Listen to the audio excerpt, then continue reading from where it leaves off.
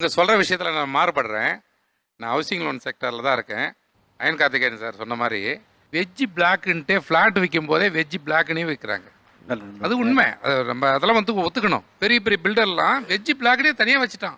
Non veg சாப்பிடாதவங்க மட்டும் தான் அங்கே அலவுடு. இதுக்கு முன்னாடி நான் ஒரு வீட்டில் இருந்தேன், ஓகேங்களா. அது வந்து வெஜ் ஒன்லின்னு போட்ட வீடு தான். நான் போயிட்டு என்கொயரி பண்ணி எல்லாம் அட்வான்ஸ் எல்லாமே கொடுத்து நான் ஒரு ரெக்வஸ்ட் பண்ணேன். அட்வான்ஸ் கொடுக்கறதுக்கு முன்னாடி நான் வந்து சண்டேஸில் மட்டும் நாங்கள் நான்வெஜ் யூஸ் பண்ணுவோம். சம்டைம்ஸ் லீவு ஹாலிடேஸ் அந்த மாதிரிலாம் நாங்கள் யூஸ் பண்ணுவோம். நீங்கள் என்ன அலோவ் பண்ணிங்கன்னா நான் அட்வான்ஸ் பண்ணுறேன். நேராக போய் பார்த்து தான் சொன்னேன். ஓகே சார், நீங்கள் பண்ணலாம் சார், நோ இஷ்யூ சார் சொல்லிட்டாரு. இதே அவர் ஒரு பார்ட்னர் வெஜ் ஒன்லின்னு போட்ட வீடு தான். ஏன் சார் ரெக்வஸ்ட் பண்ணா? இப்போ உங்களுக்கு என்ன, நீங்க நானும் மனுஷன் நீங்களும் மனுஷன், நான் போய் ஏன் ரெக்வஸ்ட் பண்ணா? நான் சாப்பிடுவது என்ன நீங்க இப்படி கேட்கலாம். வாடகை என்ன கொடுப்பேன்னு தான் கேட்கணும், அட்வான்ஸ் என்ன கொடுப்பேன்னு கேட்கணும்.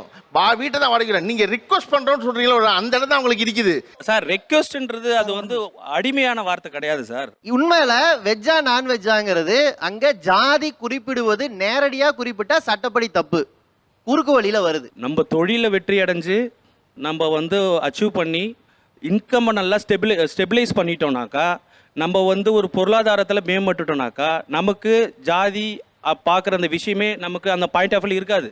நீங்க ஒன்று பண்ணுங்க, நீங்க உங்களோட தொழில வெற்றி அடைஞ்சிருங்க, டாப் பொசிஷன் போயிடுங்க.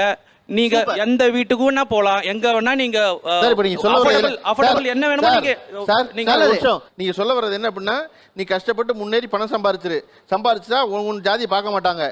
உன் ஜாதியிலே கீழே கிடக்குறான்ல அவன் கிடந்துட்டு போறான். இல்ல அப்படி சொல்ல, அவன் அதை அவமானத்தெல்லாம் சந்திக்கிட்டோம். நீ சம்பாதிச்ச அவமானத்தை தப்பிச்சிரு. நான் வந்து படிச்சா உயர்ந்துருவான்னு நினைக்கிறேன். ஐஐடி ஐஐஎம் இங்க எல்லாம் உள்ள போறதுக்கே தடை இருக்குங்கிறது ஒரு பக்கம் விட்டுருவோம். 2018 இருந்து 5 வருஷம் டேட்டா அரசாங்கம் கொடுக்குது. இந்த உயர் கல்வி நிறுவனங்களுக்குள்ள இடம் கிடைச்சு உள்ள போன எஸ்சி எஸ்டி ஓபிசி 20,000 பேர் இடைநின்று இருக்கிறாங்க. ஏன் இடைநின்றாங்க? ஏன் எஸ்சி எஸ்டி ஓபிசி இடைநிறுது?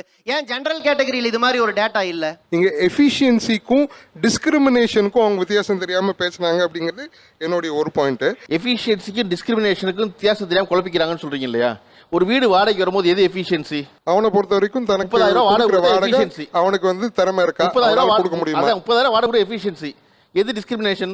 அந்த 30,000 வாடகை கொடுக்கறவங்கள வெஜிடேரியன் மட்டும் உள்ளவா, நான் வெஜிடேரியன் வரான்னு சொல்லி டிஸ்கிரிமினேஷன். அதான் டிஸ்கிரிமினேஷன். இப்ப குழப்பம் உங்களுக்கு தான். எஃபிஷியன்சி டிஸ்கிரிமினேஷன் உங்களுக்கு இல்ல. டிஸ்கிரிமினேஷன் அவனை பொறுத்த வரைக்கும் வாடகை கொடுக்கணும்ங்கிறதுல தெளிவா இருக்கா. அது எஃபிஷியன்சி. அதே சார் சொன்ன மாதிரி அவர் போய் கன்வின்ஸ் பண்ணிருக்காரு, கொடுத்திருக்காங்க இல்லையா?